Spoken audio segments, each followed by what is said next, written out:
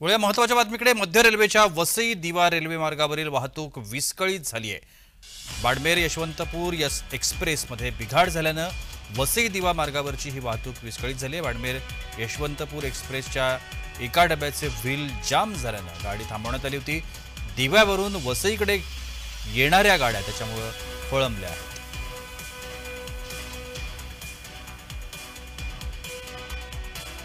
वसई दिवा वाहतूक विस्कळीत झाल्याचं पाहायला मिळतंय।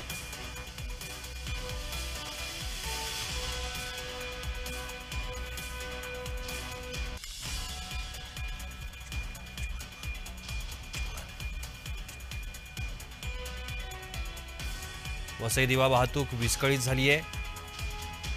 दिव्यावरून वसईकडे येणाऱ्या गाड्या खोळंबल्या।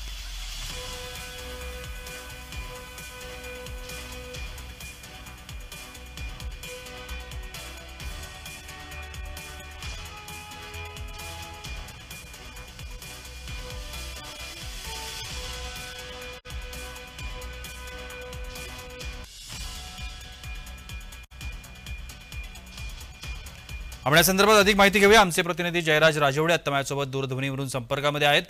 जयराज, एकूणच ही काय घटना आहे आणि वाहतूक आता सुरळीत झाली आहे का की प्रवाशांचे हाल तसेच होत आहेत? नक्कीच प्रशांत, एकूणच पाहायला गेलं तर ही घटना जी आहे ती सायंकाळी 5 ते 6च्या दरम्यानची आहे आणि एकूणच पाहायला गेलं तर वसईवरून निघालेली लोकल जी आहे यशवंतपुरम एक्सप्रेस मध्ये बिघाड झाला होता। एकूणच पाहायला गेलं तर त्या बिघाडानंतर दिव्यावरून वसईकडे येणाऱ्या गाड्या खोळंबल्या गेलेल्या आहेत आणि प्रवाशांचे सुद्धा हाल झालेले आहे इथे पाहायला मिळालं। कारण की एका मागोमाग 2 ते 3 ट्रेन उभ्या होत्या, गाड्या उभ्या होत्या आणि त्यानेच अनुषंगाने पाहायला गेलं तर पश्चिम रेल्वेकडून किंवा मध्य रेल्वेकडून कोणतीही अधिसूचना आलेली नाहीये की किती वेळ लागेल नाही या हे जे खोळंबलेल्या गाड्या पूर्ण मार्गस्थ लागण्याचे कोणतेही अजून माहिती मिळालेली नाहीये। प्रशांत जी, धन्यवाद जयराज आपण दिलेल्या विस्तृत माहितीसाठी। घटना आपण पाहतोय, एक्सप्रेसच्या एका डब्याचं चाक जाम झाल्याने या गाड्या थांबवण्यात आल्या। वसई दिवा वाहतूक त्यामुळे विस्कळीत झाली। दिव्यावरून वसईकडे येणाऱ्या या गाड्या खोळंबल्यात। मध्य रेल्वेच्या वसई दिवा रेल्वे मार्गावरची ही घटना आहे।